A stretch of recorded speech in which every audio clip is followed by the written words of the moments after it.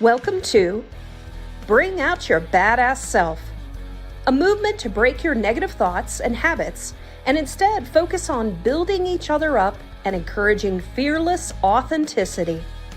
Each week, we will get vulnerable and share experiences alongside our guests and audience. Come rediscover your inner badass self. Good morning, badass. Good morning. How are you doing? I am doing well. I am on, what is it called? On site, on location, off location. Yes. I am in. You're somewhere else. Yeah. I am somewhere else. Where are you? I am at the Cottage. That's what it's called. We have good family friends whose youngest could not pronounce cottage, and she replaced those T's with B's, and so it is called the Cottage, and it is just lovely here. It is on Berry Lake. It's called in Shawano, Wisconsin. So we have a ton of lakes here in Wisconsin. So lots of family friends have cabins and cottages and stuff. So it's wonderful. I love that. I love being able to just get away from the hustle and bustle and Right. just spending a little time in nature. So, yep. Yeah, it's great. There's a lake. We fished yesterday. We had a great, the kids had a great egg hunt throughout the property and, at the beach and all over. So it was just a lot of fun. It's cold. The only issue is that it's cold and windy.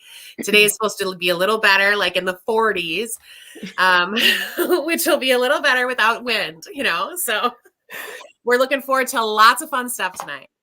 That's awesome. Well, I hope you guys have lots of fun and a great weekend. I know I'm in Georgia. We're about to have the spring break coming up. So my daughter's looking forward to not having school next week.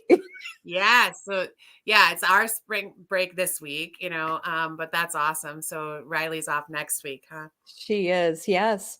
And so, by the way, I do see we have some people joining us. Morning, lovely badasses. Can't see your name, but hey, I'm glad that Facebook is working because I had received a message this morning that potentially Facebook wasn't going to be working. So I had let people know, join us on YouTube if for whatever reason it's not working. So that might be Carmen. Yeah. And then Myra's joining us. She says, Myra. Good morning, ladies.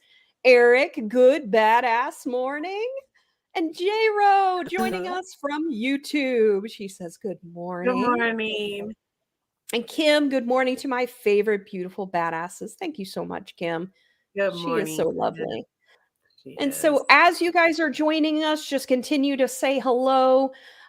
We have an amazing show today. I'm actually just so enamored by the guests that we're having. And Kate, maybe you can give us a little bit of background. You were the person that introduced us. So tell us a little bit, how you know Pardeep. So we met Pardeep in 2018, 2019. We attended a talk he was doing. So Pardeep has a really rich, amazing story, and he is very, very worthy of your adoration. Like in my opinion, Pardeep is just the coolest guy, and he's got it all. He's sweet, he's funny, and he's so smart. So anyway, we went to this talk he was doing and we became enamored, and we kind of, stalked him a little bit and his partner Arno, and we were like, we need more of you. Our kids would love to have you as mentors, so we kind of just developed this quick little relationship, and have, tried to do best to stay in touch over social media or whatever, but it's hard, but it's awesome to reconnect with him and bring him on today. I know that our audience is just going to adore him as much as we do. Yeah, so I'd love to just go ahead and get into this. And so let me bring Pardeep onto the stage. Pardeep, welcome. And we're so excited to have you today. Maybe just to start things off, could you give a little bit of background as to who you are and what it is you're doing right now? Thank you so much, Sarah and Kate. It's great to see you both. Thank you to everyone that's watching, the amazing badasses that are out there, and just keep supporting good content. Keep supporting what we want to see, both on social media, YouTube, and sort of digital world that we have. Keep spreading it to your kids. So yeah, my story. A friend of mine kind of came up with this, and he mentioned it last time I was traveling, and he's like, "So how's your social engineering going?" I'm like, I never thought of myself as any kind of engineer or anything like that. I'm like, oh, okay, that is what we do. We do help kind of shape the world, and Mm. sometimes our immediate world, our families, our friends, our loved ones, and then sometimes, I'm just blessed to be able to travel around and just help communities develop what we call sort of community resiliency plans against targeted violence or hate crimes, hate incidents. So just got back from Providence and working with the sort of the Providence, Rhode Island community. And I do this in different places in different capacities. You both know that we're also working in the mental health world, just working with an organization called Parents for Peace and helping young men. Typically, what we have young men who become what's commonly referred to as kind of radicalized into some kind of ideological fascination where they see other people as the enemy to them, and we work on off ramping them from kind of a hateful ideology. But I don't think that for me, and you both know this. Um, Sometimes the spirit of who that person becomes isn't really that person, right? Mhm. Who that person wants to be. Um, that's a lot of the work I do, and I'm informed by that work, by what happened 12 years ago at the Sikh Temple of Wisconsin, when 7 people were killed by a white supremacist, and one of those people being my father, and that kind of catapulted me into this world of, well, what do we do? How do we get how do we get ahead of all of this? How do we get further upstream? And it's wonderful content like this to be able to say, hey, we need everybody to do this work. We need everybody to step up and really address hate. Yeah. Yeah.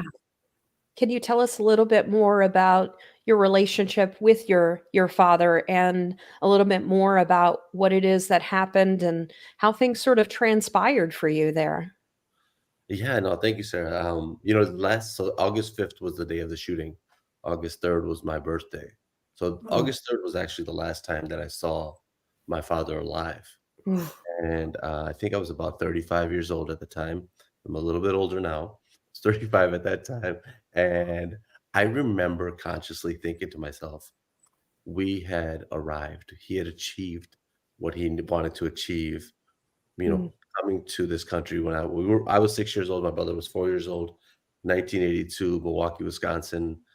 Kate, you're from Wisconsin, or you reside in Wisconsin. So the atmosphere, what Wisconsin looked like at that time coming here, I know that my father always appreciated the opportunity.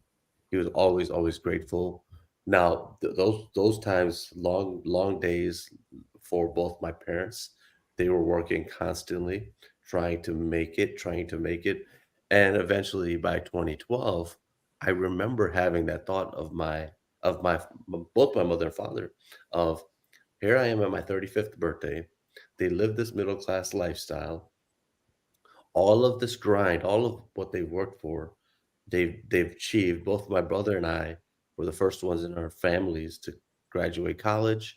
I was a teacher at the time of this summer vacation, um, and just kind of like, and I saw him playing. At that time, I had 2 children, 2 little ones.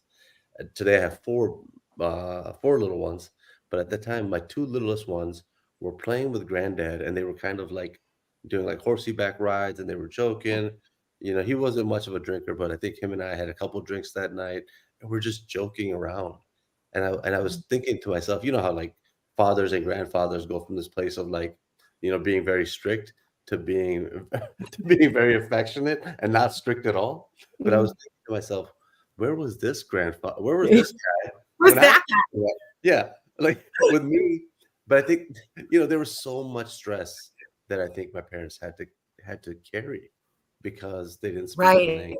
They were trying to make it. They were working so many, like, I mean, they were constantly working 12, 16-hour days. And um yeah, just and when August 5th happened, it was just so ironic because it was like, here's this white supremacist who is full of this hate and this ideology. He was a former military vet. He was just draped in what would feel like rejection of what we were trying to achieve with our own American dream. And here was this person who took it upon himself to say, not only are you not entitled, not only are you not you can't access this American dream, but you can't even access this life, and took it upon himself to take the lives of 7 people in a very vulnerable place, Yeah. in a place where you should be able to go and kind of have your family and just be able to pray and worship. And I think that called on all of us to say, this is not going to happen on our watch. And this wasn't only the Sikh community. This was the broad-based community.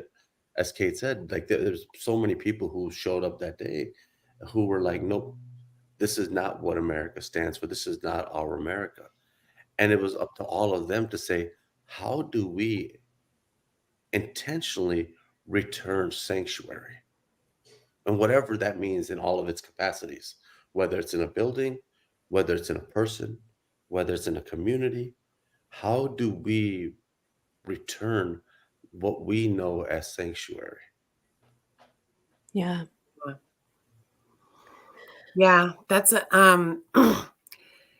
there's so much to your story that is just astounding to think about and to kind of put yourself in that position, right?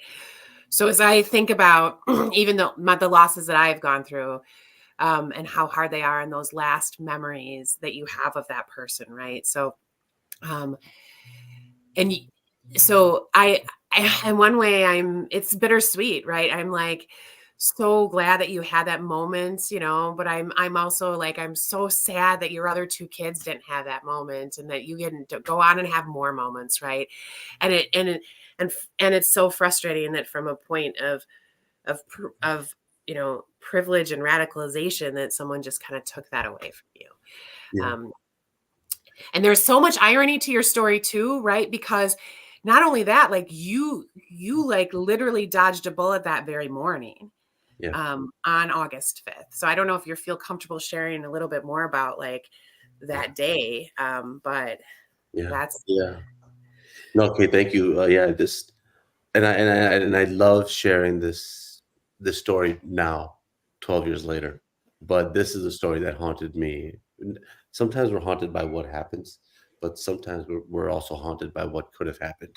Mhm. yeah, And what could have happened that morning was, as I was getting both my daughter and my son ready, they were 4 and 6 years old at that time.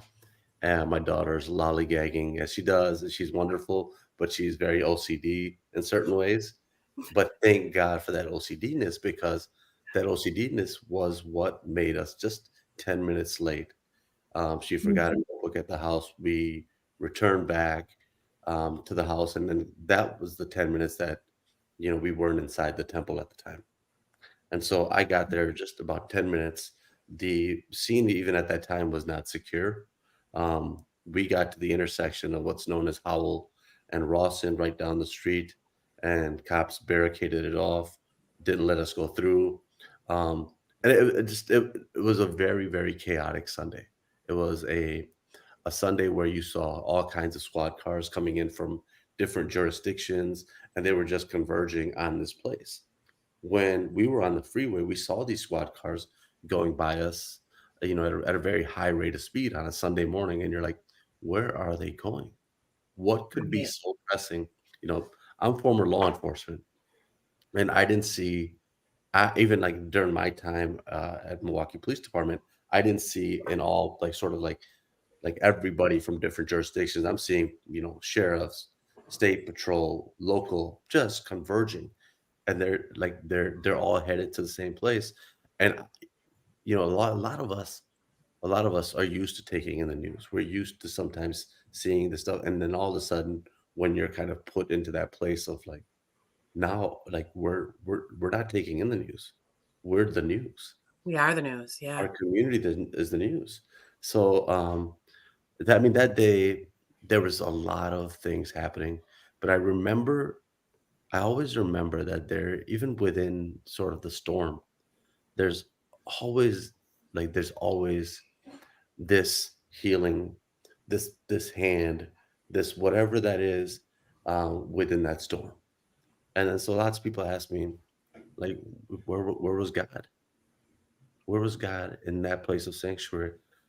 I'm like, God was always there, always. And I don't know if people understand it unless they go through it. And I've walked in faith for a very long time. You know, in the growing up, I had a very antagonistic relationship with faith, and especially sort of organized religion. Right. 2012 really changed that relationship for me. And whereas some people would say, well, I would see how you would actually go the other way. Mhm. Right? Like and like, there's some things I can't even explain. There's some things that are beyond and I think there's some things that are beyond all of our explanations, but are not beyond our experience of experiencing. And you see that, Mm. you feel that, and like, meeting Arnold, who's a former white supremacist. That's beyond me. I get credit for it because I'm like, people are like, well, you reached out to him. You're the one who sought answers. And I'm like, I don't know. I don't know if we're not all just a bigger part of something greater than us. And I don't know if we just don't anchor ourselves to rationale and our explanation of something, to not let go enough to say, hey, I'm actually part of something else, something bigger. And today is a huge reminder of that. I mean, Mhm. being on with you both and our audience, to say we're all a part of something even bigger than us, and never lose sight that even within the storm, whatever storm anyone is going through, whatever challenges you're all going through, that somehow, some way, there is a hand that's going to guide you. I Yeah. have so many questions. So, of the different things that you mentioned. So, first, in the moment that you're coming to that stoplight and you're seeing all of this chaos, I'm curious if you had a sinking feeling, a part of you, or how it is that you found out about what it is that happened. I feel like sometimes within myself, sometimes I sort of see tragedy, or I know, like, I have a feeling. And so I was curious if you had like a sinking feeling about what might possibly be up ahead, and whether you thought it might involve, you know, the temple, whether it involved your father. Yeah. Sarah, this Sunday was just the most picturesque, beautiful, like sunny summer Sunday morning that Mhm. you can imagine in Wisconsin, right? We're used to kind of like different types of temperature, weather, and it gets pretty cold here. But that August, that day, just nice and sunny, maybe just right around 80 degrees. The day before that, I was getting a little bit older, and I was getting those aches and pains that we get, right? And I was playing basketball, and I just remember thinking to myself, and I don't know why I was thinking it, but as we left the house and we forgot the notebook and all that stuff, obviously there's a little bit of disgruntlement of like with your children of like, hey, like, be more mindful. Grab that notebook because you're going to class, Sunday school class. So why don't Mhm. you get a notebook? Right. But in all of that, there was this like conscious appreciation for the way that the day was looking, the way that Mhm. I felt, the way that my birthday went off, and all of that. Like, I was in a really good headspace Mhm. Mhm. until I got off of the freeway, and I was noticing those squad cars, right, going by us, and I remember I was noticing with much more of a judgmental mind of, hey, like, don't drive so fast. I get it. You need to be somewhere, right? And I get this place is pressing, but people are trying to get to church. People are trying to get to worship, right? Right. Take it easy because people got children in their car, right? I was judgmental of that as well. My worry didn't happen until I started to like go down that same street, and I'm like, they're still driving by us. Like, so wherever this is closer to where I'm going than I thought it was. On the freeway, I didn't get it, and then as we start to get to that intersection, the squad car kind of just barricades the street off, parks his car right in front, and then they start taping it off. And this is right down the street, and something made me get out of my car, and I left, like obviously left both kids inside the car, and got out and I asked the police officer, what's going on, what's happening down the street, and I had this, like as you like I had this sinking feeling of like it's happening at the temple, something is going on. Wow. And sure enough, the police officer, and I remember, like, there's certain vivid memories that you have. One of the vivid memories was what he was wearing, and he was wearing this, like, sort of like brown, dark brown khaki kind of color, right? Because he was from a different jurisdiction. And I was asking him what happened, and he's like, "There's been a shooting, and the scene is not secure." And then I kind of just like, 'cause you don't really take it in, you don't process. You're not used to Right. like, it's not anything that anyone expects. This is the summer of Yeah. 2012. President Barack Obama is running for re-election. The Right. politics are amping up just a little bit, but it's still not something that you expect. And Right. he tells me that, and I ask him what, and he tells me that again. And one of the first thoughts that came to my mind was obviously like both my mother and father are inside the Gurdwara at the time, but I remember also thinking to myself, that is the nastiest, shitty looking uniform that I've ever seen in my life. Right? Like, why would so I was used to having like dress blues, but there was a part of me that projected all of my anger on who I could at the time. And because he was the deliverer of bad news, and I Yeah. felt like he was keeping me from that place, but obviously he was doing it for safety's sake, but he's keeping me from that place. Like I'm forming this like I hate you. I Yeah. hate you for the information you're telling me. I get, and I got it. I'm like, I'm a former police officer, and I'm still in this Mm, place where I hate you for giving me this news, and I don't know what to do. I don't have any control of the situation. And so that was the start of the day. And then I was just bombarded with phone calls.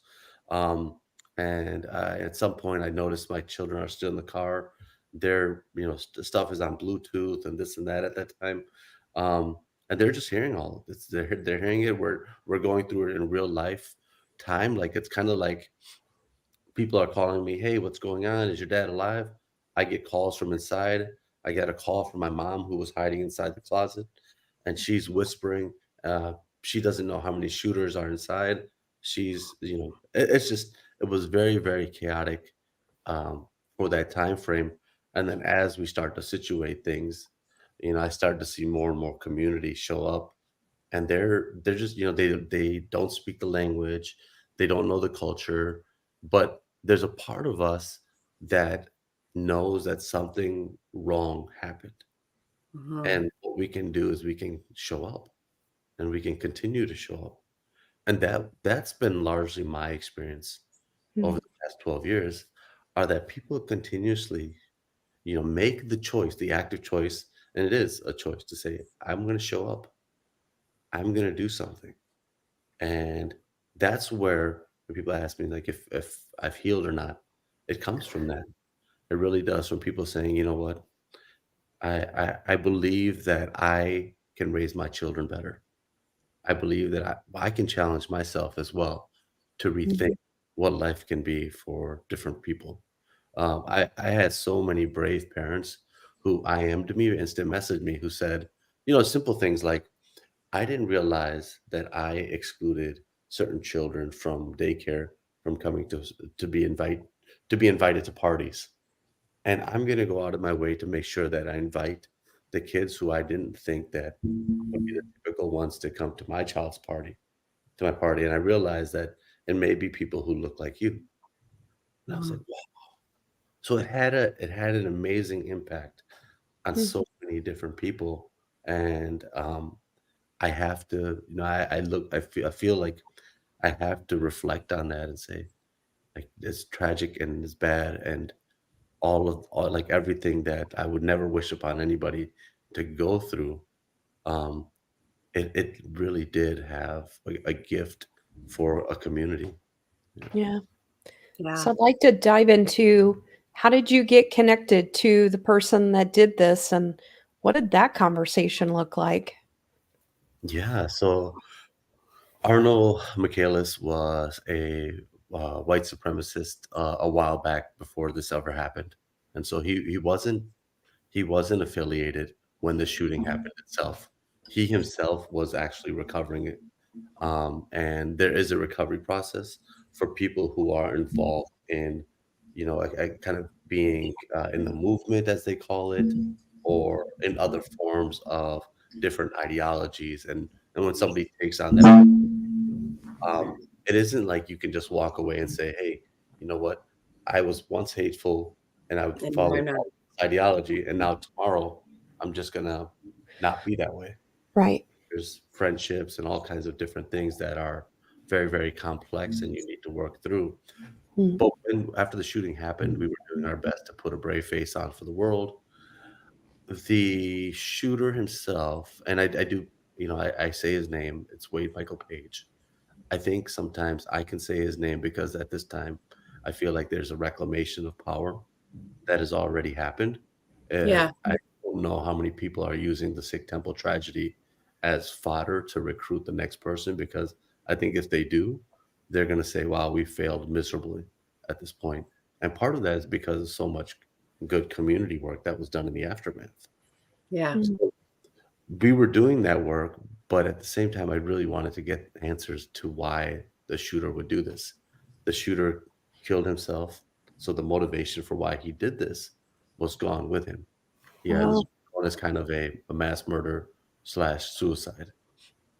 I don't think his motivation was to kill himself, but he engaged in a firefight with a police officer at that time, Lieutenant Brian Murphy, and that police officer took 15 shots and survived. He survived, um, Mhm. and so after that it becomes why did he choose that place? And the only person that I thought that could provide me the answers was Arnold, because Arnold was part of that same gang that Wade Page belonged to. In many ways, Arnold was mm. kind of the same type of person that Wade Page was. He was in the movement, they use a lot of music to be able to recruit the next person, to be able to groom the next person.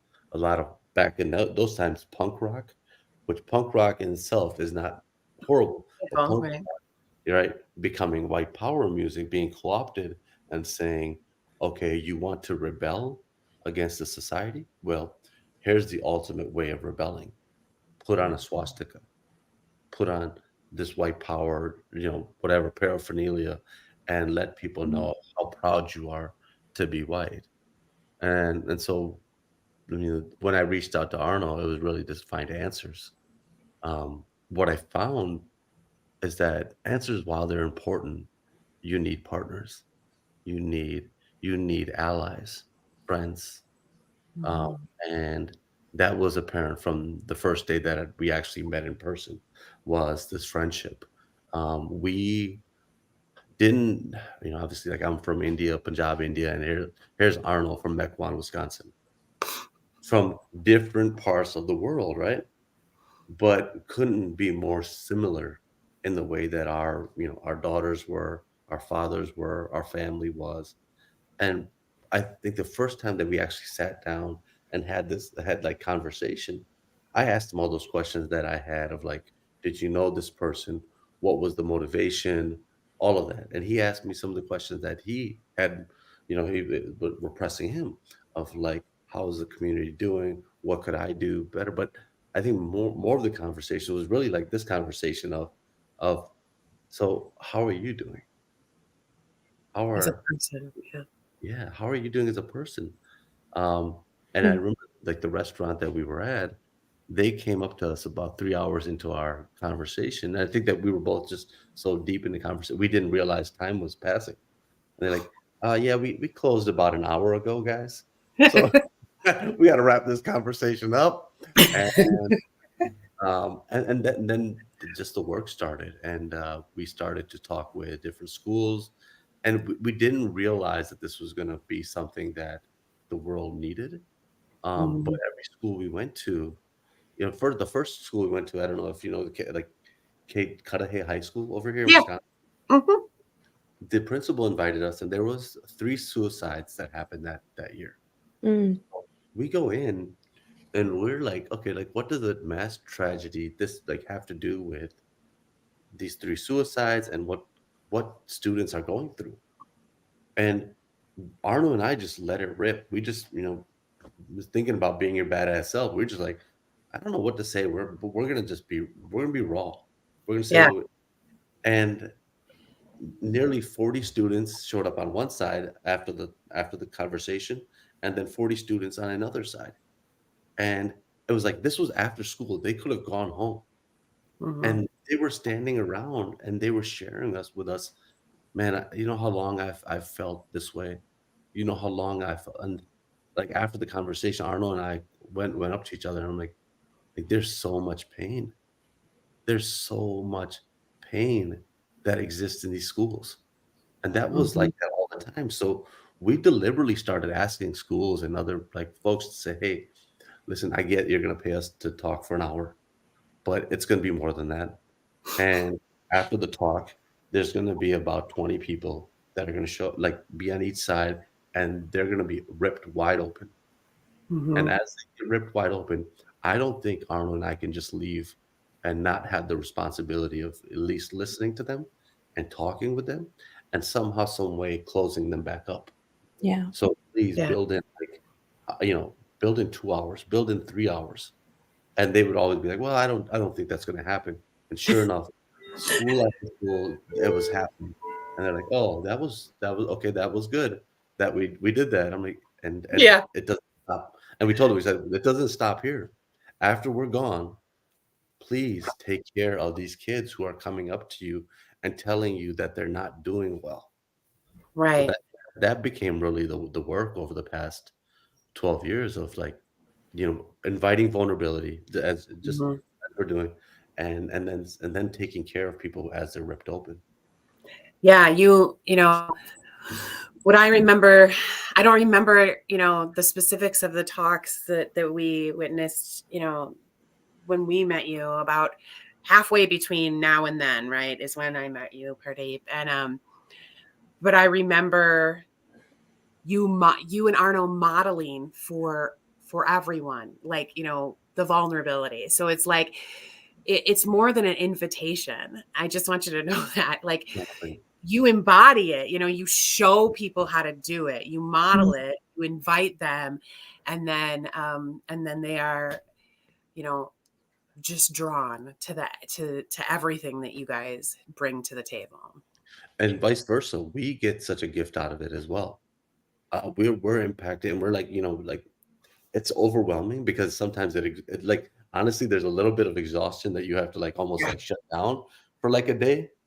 Right? Yeah. But it's so giving. It's so giving, and I remember that conversation that we had with you and your kids, and it's just like everybody touches you differently, and we've been just we've been so blessed, so lucky, to be able to receive that same gift from people.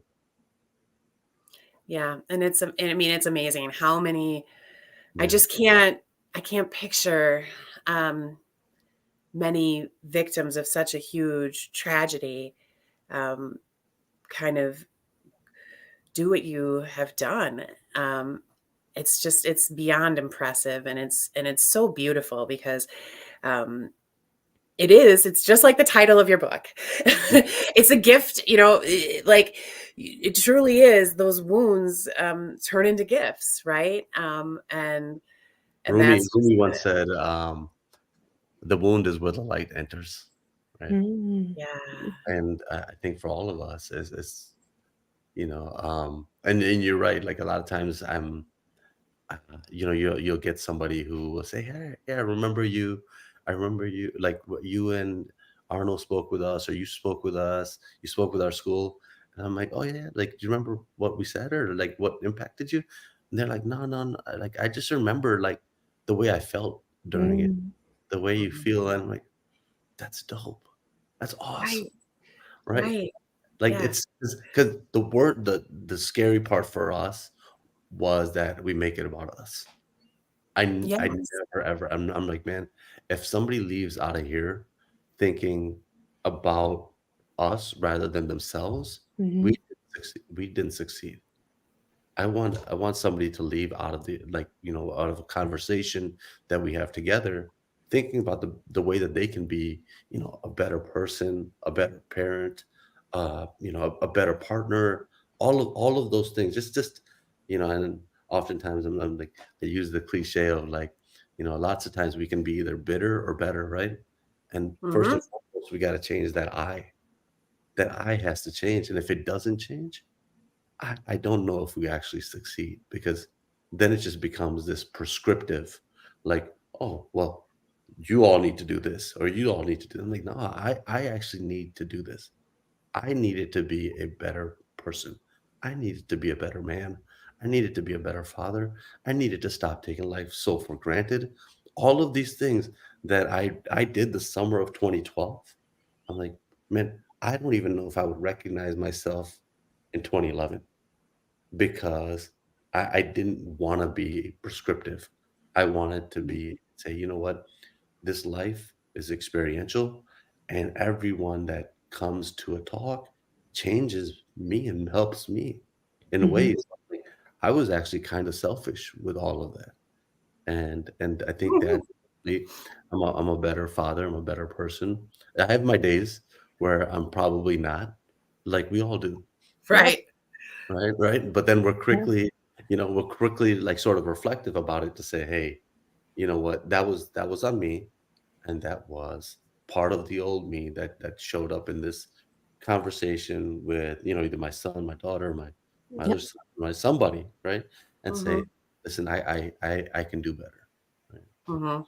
I Yep. really like that because sometimes, I catch myself. I'm like, "Oh shit, Sarah," like that old wound's coming out, that type of thing. And so like I even catch myself in things, and I think that's ultimately what it's about is recognizing that you can continue to do better, but it's also forgiving yourself and giving yourself grace for Mhm. sometimes Mhm. falling back into those steps, but it's that continuous reminding of yourself to remember to lead in love, to lead in helping, in being less in your ego.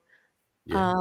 And one other thing, as you guys were talking, is there was a visual that was given to me the other day about wounds, and it said that the pearl that comes out of an oyster is actually a wound, Mhm. and Mm. they were showing all of the different pearls. It's actually because it has a wound. So when we think about that analogy or that visual, the beauty that can come from the wound is the gift. Right. Mhm. So it's ultimately the name of your book, but it brought forward that visual of us remembering that sometimes the deepest wounds are the things that give us the most beauty, and also the direction of where our lives are meant to go. And you Yeah. mentioned earlier even about, God in that moment. Uh, God was leading the effort. We just didn't necessarily know what the future plan, so you joining with that other person is really even further a gift to beyond just to you guys to be able to heal, but further for society and helping society heal. Yeah. Yeah, I mean, for a lot of us, I think that, there's always going to be discussions of whether it is God that turns away from us or whether it's us that turns away from God. And we generally, as Sikhs, don't speak about God in any kind of anthropomorphic sense. we speak about it in light or darkness. Mhm. And when we go into the tunnel of darkness, it's very, very difficult because um, it's we are walking away because of the pain, because of whatever is happening in our life. We walk away, and sometimes even the burden of getting somebody from a place of darkness into light becomes a journey amongst yourselves. So it's not easy, but that's why I mean that's why honestly good content is so important, especially during these times. You know, Mm. you and I know that like we grew up in a time where um, I think we grew up in a time where there was less of a digital footprint Mhm. within the consciousness of kids' lives. Today, there's an overexposure, and that becomes an overexposure of both light and darkness. Mhm. Yeah. Sometimes, if a kid is in a bad place, the algorithm of darkness starts to really, really like it starts to really, really, really pierce their timeline. Yeah. And we see this, and so it takes us being intentional to say, hey, I get you're there, but like come over here and let's do this and let's be better, let's be healthier. And so I think that's going to be the work that we need to do going forward. There's no shortage of those messages, um, Yeah. via Twitter, whatever that kids are on now, new sort of digital secrecy where they exist in Discord channels or other things to say. And sometimes that's what when you're in a place of darkness, you're like, let's just keep it secret. Let's just Mm. and shame relies on secrecy to grow, Mhm. right? Mm. Yeah. Pardeep, you're so much wisdom in everything you say. It's almost overwhelming to like take in what you're saying, and I almost want to like put a pause on you and hope that you because like just the way even the words you use to describe things, like when we were talking in the beginning, you said we all have to experience experiencing. Like I wanted to pause right there and be like, holy shit. Like, Yeah, okay, I've not thought about it that way, right? So the way that you have just finished describing, the way that the Sikhs view God in terms of turning away or being with or with source or whatever you want to call it, but the light and the dark. I mean, no matter where your faith is or your beliefs lie, that is all a human experience, right? Like that, the light and the dark, and everyone can kind of resonate with that in some way. yeah. So I just I You want know to who thank else taught me that, Kay, was like these young men that we work with that are sort of in this place of darkness, right? yeah. And it's like so these young men who are either radicalized or going down the path of radicalization, and the world would say, well, those people are openly hateful. Right. Well, those people one day were somebody's child. Those people one day were just as loving of a baby as any baby that we all adore. And I would challenge the world to see them through that lens. Don't see them through the lens of that person is the embodiment of hate. Hate is a disease and it takes over a person. Mm. And a lot of times, what I see young men doing, whether they're consciously doing it or unconsciously doing it, is they start to put this armor on. Yeah. And before they even ever put that armor on, they have to harden their heart, right? And so it starts from this internal place of, I feel like the world is going to hurt me. So I'm going to harden my heart to say, I don't care. I Right. don't care if the world hurts me. That's the first step.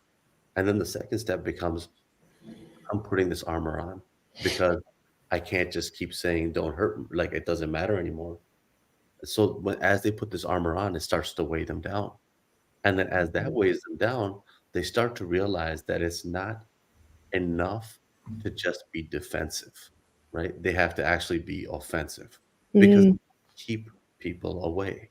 For whatever reason, they've developed in their hardened heart, their Mm. armor, that they need to pick up a sword. And that's what I see young men doing, is like they're picking up swords and they're picking up ways to attack other people for whatever their existence looks like, right? Right. Because they themselves are so hurting. And Right. they think that this is all normal. By the time that they establish sort of normality of having a hardened heart, having armor, and having wielding the sword, they start to wield a bigger one. And although it's heavy, it's normal to them. And they're slashing at whoever they can slash at to keep them away. But then what happens is there's a personal toll to that because nobody wants to get close to them. And all they want to do is feel connection and affection. And so their family distances themselves, loved ones distance themselves, a partner that could bring them out of this distance themselves, but they don't know how to put it away. And Right. so I think the work that we do, right, as a society, Parents for Peace, is that we help them put that all away and say, if you're going to get back to this place, let's put away the sword first, right? Put Yeah. away who you're attacking other people with first, then have the courage to take this armor off. Mm. And the last part becomes, let's thaw that heart so much so that you can reestablish these relationships that you thought didn't matter to you, but you know that they really, really do. And that looks like reconciliation. That looks like, redeemability and healing. And so I think that there's no way that any one person does this work alone. Uh, Mhm. we've we've contacted parents, loved ones to do that work because that's where that heart gets softened, is to say, Right. listen, I forgive you. I I love you and I've always loved you. I just didn't recognize you at some point, but I'm glad that you're back now. Mm. Mm. Wow. So many words there. I didn't recognize you. Is one of them that really just stood out. It's because so many times when we see hate, you said hate is a disease, and and many times when we see hate, we start judging it, we start Mhm. shaming it. And one of the things that I have found, and I studied. People may not know this, but I studied criminal justice, and I was actually interned with the police department. And as I was studying criminal justice, one of the things that I found was that 9 out of 10 people on death row were sexually, mentally, or physically abused. And when you think about that statistic, those are just hurting people that then learned that the only way that they could really deal with society. And one of the things you also said is that it's them going on the offense, that it's no longer defense, that they had to go on the offense because they were trying to protect themselves. That's the only way they really knew how to do that. That's so like profound to think about it that way. Mhm. Yeah, yeah, and I think as we think about broad-based society, right, and how do we move forward together, lots of times people will say this is naive, this is Pollyannish. I'm like, no, this is actually survival. Mhm. We have 8 billion people in this world. We're near 8 billion people, or we've gone over it. We've never seen that in our lifetime. We Mhm. have technology that we've never seen. We Right. have resources that become limited. We have to become a much more Mhm. cooperative and compassionate world. We can't go forward not doing that. If we're still sticking in the place of, hey, we need to like be judgmental, we need to like do this so that we can make sure that we have ours, our world cannot go forward. We are facing challenges. Our children are facing challenges that we probably have never ever faced with the environment, and it calls on us to be much more compassionate, to say, how do we make sure that this earth, right, that is very very limited in what it cannot do, that needs us as sentient beings, right, that can achieve Mm. consciousness, to come to a place where we understand not just the short term gratifications of what we need to be able to meet, but what happens 1,000 years from now, right? And Right. as those beings, right, why, like, the reason why human beings are so important to this earth is because we can achieve a level of consciousness and relationship with the earth to say, we're the trusted messengers. We're both the peacekeepers and the caretakers. And if we don't take care of this and become much, much better as people, then this existence doesn't exist much longer. We will utilize all of the resources that were gifted to us, and I think that's the danger. And I'm a very, very optimistic, happy person, but I think that we need to realize it sooner than later, that we need to be caretakers of this earth. I was thinking about also, as we do more with technology, we're becoming less connected in some ways, physically with people, but in some ways we can use it to our advantage in ways like this, where we can be more connected, and be more vulnerable. And someone just asked a question which sort of goes along these lines, and I'm just going to pull it up. They said, question about the algorithms of darkness. How does the hardening heart and armor contribute to believing in conspiracy theories? Yeah, that's a great question, Linda. And I think the conspiracy theories become a coping mechanism of intellectualization. I feel overwhelmed. I feel like I can't explain everything, and I feel like ultimately I'm not in control of my life nor other things outside of me. Mm, So I'm gonna use this coping mechanism of somehow, some way, um, these people are in control of everything. And I shouldn't go out into the world, because if I go out into the world, I'm not making all this up, right? But a lot of the clients that we see are like, I can isolate myself and just be on technology, because I have a locus of control over that.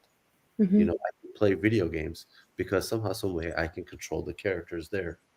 In real life, I don't have the amount of control that I really, really want. mm, Mm. Now that like sort Good. of those conspiracy theories all center around giving you a sense of control by intellectualizing or by rationalizing or by explaining away, right? And they sound really, really good, right? And so we do this. We do this naturally, but like sometimes we may try to explain away and say, "Hey, let me explain your pain. Let me explain how you need to get to a better place." When we all know that what we need to do is we need to surrender the explanation. Explanation is fine, but we need to say, how do we experience or process our way to a better place? How do we put ourselves out there and take that armor off and say, listen, I don't know. I don't have everything figured out. Um, like yes, like somebody comes to me with a conspiracy theory, I'm like, well, that's an interesting take on life. I don't have everything figured out, but what I do know is that it feels really, really good, to be out in the sun. I know that it feels really, really good to just kind of do something outside and see somebody. Yeah, it's super vulnerable. It's super, like, I could get hit by a car. I could be run over. Like, anything could happen. But I have to like live life, because ultimately that's where existence is, right? And a lots of times, you will see, even within the mechanism of a brain, conspiracy theories are centered around people who are very left-brained, who are kind of ingesting a lot of information. Maybe there is an element of they may be on the spectrum a little bit, and intellectualization is their way, right? Is like their way of coping with the world. When what we need to do is deviate, right? And deviate to a place where we say, okay, you're great at that. You scored a perfect on the ACTs, SATs, whatever you did, you're phenomenal. But now we need to go to a place where we exercise that creative part of us. Let's not control anymore. You're already in control. You're good. Let's exercise and deviate to that other part that says, let's be creative, let's be relational, and let's connect. And while that may be unfamiliar, that is where we need to be whole. Hmm. I never thought that's so interesting, Pardeep, because I didn't think about the element of using of when people believe in a conspiracy theory, I've thought of that before as like a coping mechanism to some degree, but it it's it's you just bring up such a different view of what that person is going through and why that is giving them the solace that they might need in that moment, or why they're drawn to that theory because of the desire to control and kind of like intellectually manipulate reality, right? um Yeah, that's that's usually their way of like having power, right? So right. so I'm scared, I'm fearful, or I have anxiety, and then you get to a place where like, okay, like now I can explain it, and because I can explain it, because I can rationalize it, I have some locus of control, which then gives me ultimately a sense of power over whatever I'm feeling anxious about. When at some point you got to just say, you know what, I'm okay with the anxiety. I'm Right. okay with being vulnerable. I'm okay taking the armor off and being here and essentially kind of like I'm nude, right? I'm just there. And Mhm. we are all feeble. We're all okay. And there's beauty to that. Yeah. And I do think, so if we could talk about some of the things that people can do, like as in our own bubble, what are the things that we can do day in, day out? Some of the things that sort of came to me, and you might have other ones, is as we're dealing, for example, with social media, thinking about what it is we're clicking on and the algorithms of how that information then continues to feed the things. Is it feeding things you think will help you and better you, or is it Mhm. feeding things, that darkness side of things that maybe are leading you down a different path? What other things do you feel like as a society we can do within our own bubble? Yeah, yeah, those are great questions. Um, there's an old Rihanna song. I'm friends with the monsters inside of my head. I think it was like Rihanna and Eminem. Yeah. One of my Yep. favorite songs, but, I think that the darkness is okay, like, we do need to embrace that there's part of us that, can be that way. So Mhm. I like to just kind of say, "Okay, what are some of the things that somebody may experience about me or I may know about myself that are sort of like likened to monsters or demons or whatever that Mm. darkness is, right?" Mhm. And get to know that rather than try to deny it. Just like get to know that, become familiar with it, know when it shows up. But to your question, Sarah, like, I think a lot of what we can do is we can challenge ourselves to also deviate. If we're used to listening to a certain type of um, news, I think, or media, or taking it in, then asking yourself, what does that mean for me? What is like, how does that impact me? And how does that impact my output? So, Mhm. headlines, there's always some, I mean, I think right now, obviously, like the Middle East is a big headline, Ukraine, that's a big headline, other things that are happening in the world, and they should be. Those are things that we need to like address and really take care of. And I think that sometimes what we do is we weaponize headlines, and Mm. it gets weaponized against communication about the way that those things are making us feel. And so I like to return to that of like, okay, great. Like I get that we can all explain away whatever conflict is happening wherever, including America, but why? Like, how is it making us feel? And if that feeling is causing us to be like feeling in a place of helplessness, how does that go against our like sort of Mm. our being as people who want to see a world that is much more peaceful, much better, much healthier, or going towards a place of healing. Mhm. Um, yeah, I just like to kind of bring it back, and even as a therapist, I think part of it is like I'm not so interested in the what, I'm interested in the why. Mm. What is the underlying motivation for this particular behavior, and then try to work on that. I love it when somebody opens up and says, "This is what I'm talking about." I'm like, "Okay, cool. Why is that important to you? What is that about?" And I think just a small way of like, what's important to us? being self-reflective, right? Making sure that we are looking in the mirror as much as we are looking out of windows becomes Mm, what why is it important to me? Like, and it's important to me because of this and this and this, right? And so I think being really in tune with ourselves. mm, Um, again, I've been blessed to be around a lot of people who have gone through lots of journeys where they've become out stronger. I've been around a few people where the trauma has caved them in and it didn't end up good. So I think it's also important to listen to those where there's just certain amounts of trauma that can like really break a human spirit. mm, Um, uh, but then coming back to saying, okay, like everybody is healable, everybody is redeemable. I don't know what you have gone through. The best I can do is empathize. mm, I cannot prescribe what your journey towards either forgiveness or freedom looks like. But what I can say is mm. that it's worth taking that first step. So how can families take that first step? What are the things that they can do to be able to help someone that they see needs help? Yeah, I think just having really genuine conversations. I think having that challenging conversation of, um, lots of times we don't want to talk about suicidality. Yeah, this is my second language. Sorry, suicide.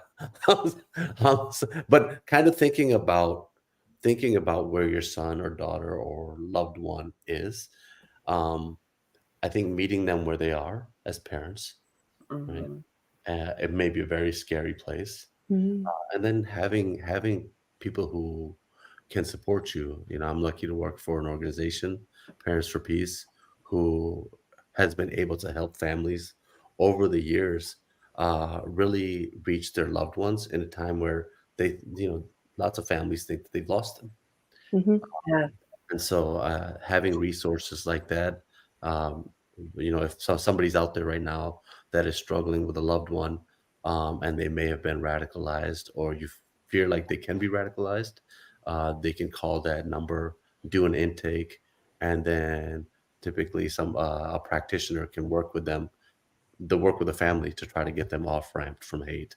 And that number is 1-844-49-PEACE. It is free. It is something that mhm, we're trying to develop some methodology around all of this. So it's something that we can't criminalize um, out of existence. We've realized Mhm. there's too many people that are going through this. There's too many parents who are being challenged by this. So you're not going to be able to criminalize hate out of existence. mhm. We're going to have to understand where that's coming from, address it, and then hopefully get people and young men, especially within this, to a better place. Yeah, without a doubt. I think it's really important to remember that I think as parents, right, and we have a child that might be struggling, we may have some shame around it, or we may be kind of, kidding ourselves, right? Like, well, that's not going to happen here, right? But it happens, right? Like, Wade Michael Page's mom didn't think that that was going to be, the narrative. Arno's parents didn't think that's what it was going to be like, so I would urge, people to do what you're suggesting is to reach out, have those vulnerable conversations, take that first step, and know that with some guidance, you can take additional steps, right? Yeah. Um, Yeah, no, Kate, that's well said. And to Arnold's point, I'm really good friends with Arnold's parents. Both of them are, they've had their challenges between them. They've reconciled some of those challenges now later in life. But Arnold would tell you this, that the reason why he was able to get to a better place in his life was because his parents never ever gave up on him. Mm, They never gave up on him. And I know, like there, as you said, that like that parental shame, that guilt is so real. It is so real. Um, and parents do whatever they can to kind of make sure that they can help their young ones. Um, Mhm. but sometimes within that shame, as you said before, you can get into a place of secrecy. You can say, Right. And give up. this is my cross to bear. This is my burden to bear. So I don't even want to tell the world that my son or daughter or like loved one is going through this, right? What I want to do is I just want to, and that becomes the worst. That becomes you worsen the problem. Mhm. Is I want to recommend that if you do have a loved one going through that, don't bear that burden alone. Talk to other people, and you'll realize that there's a lot of other people who are going through similar circumstances. Don't internalize just because of shame. Share out and help it see the light of day. And within seeing the light of day, it usually helps that loved one get to a place of like, okay, like, yeah, I'm not alone. I may be doing it in a way that's not well known by society on how to help, but the good news is that there's more and more people, more and more practitioners who are getting to the place where they do know how to help. Thank God, right? I mean, because it is huge. And as a parent who's struggled, I've struggled with the choices that my kids have made and with, the I you don't give up when you're doing parenting right. Like you never give up. But I completely understand how a parent can get to the point of giving up, right? Because there's so much out of their control. And at the end of the day, none of this is about control. you know, None of this lives in the control zone. We all have to just be and interact with each other and love each other and be because Yeah. we don't have control. And with that said, I think sometimes we can misunderstand giving up for giving Yeah. up our old ways. Mhm. And nothing wrong with if something isn't working. Let's say if you're an overly controlling parent who feels like you can somehow, some way, get Junior Mhm. to a certain way, right? There's nothing wrong with giving up your old ways because they're not serving you right now. Right. In Yeah. fact, that's parental evolution. That's what we should do, right? But you don't give up on the relationship. You don't give up on that, but you tactically address it from a different place. Right. Right. And then like just along with, there's always needs for boundaries. There's always needs for things to do to protect yourself. Oh, there it is. Yeah. Mhm. Yeah. Exactly. Linda says, yes, a parent doesn't necessarily give up, but needs some boundaries to protect their heart. And I think that can come across to the child as rejection sometimes. For Yeah, certain, it does. It could. yeah, and for sure, I think that Linda, you bring up a great point and then you want to intentionally have that conversation with them to Yeah. say, hey, I realize that you're getting to a certain place or age or what have you, but never ever, I mean, always understand that I would love you unconditionally. This is never a rejection of you. This is on me, and I need to be able to do this, parent in this way now that you're, 21, 25, how have you, that I don't want to look at you as, you're helpless and you're, 15 years old or what have you. But I think just that's been something that personally I've had to do with, obviously seeing your daughter at 6 to now almost 19 during this time of this to say, I need to evolve as a father. I need to Mhm. be Mhm. better. I need to, you know, I need to address some subconscious biases that I have around this and that. And I think that I can do that because I love them. Right.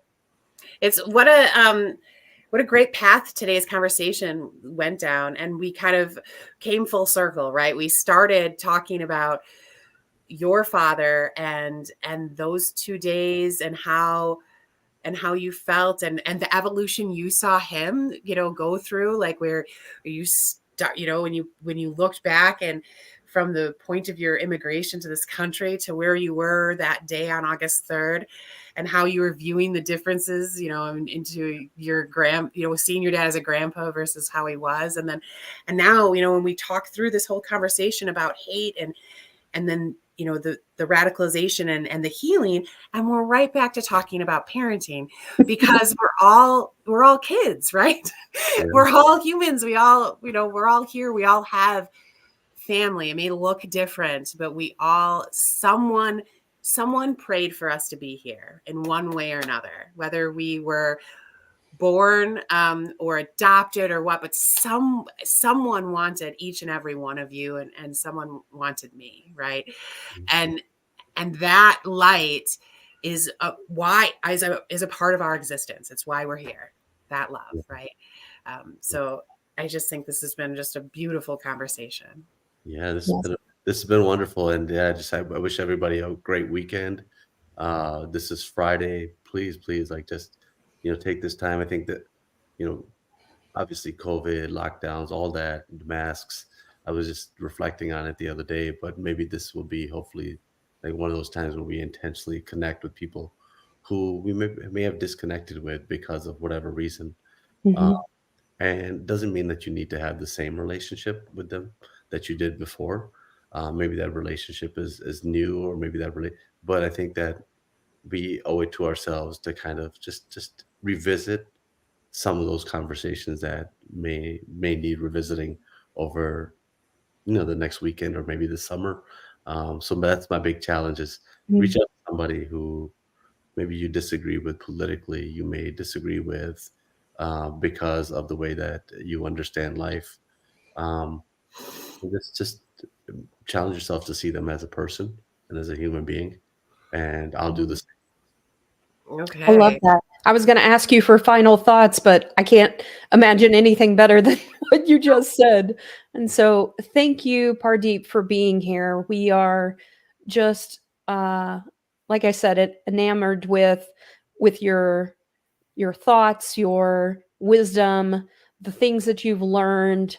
For me, I try to take everything that we gain from people that we talk to try to think about, how can I apply that to what it is that I'm doing each day to really better lives that are out there. So thank you for giving us more insight into those things that we really should consider and how we can be better people. Yeah, thank you so much, Sarah. I say thank you so much, Kate. Please keep on with the podcast and with this. Just good. It's good content. I would love to come on again if like the time is right. And yeah, but just thank you for the work that you both do, and thank you to everyone that's part of this phenomenal programming. Thank you. Thank you. Kate, do you want to end us for today? Yeah. So please take Pardeep's challenge seriously. Connect with someone. There are people there's people that I am angry with, that I am judging myself for being angry with. I thought of my neighbor.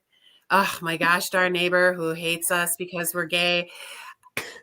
I think I'm going to try to sit down with him. But anyway, go take that challenge. Go talk to someone. It doesn't have to be, someone like your neighbor. It doesn't have to be anyone, but there are conversations in your heart that you need to have, and let Pardeep's message today and his story fuel that desire, fuel your Friday and the rest of your weekend. And thank you so much for being here, all of you. Thank you, everyone. Thanks.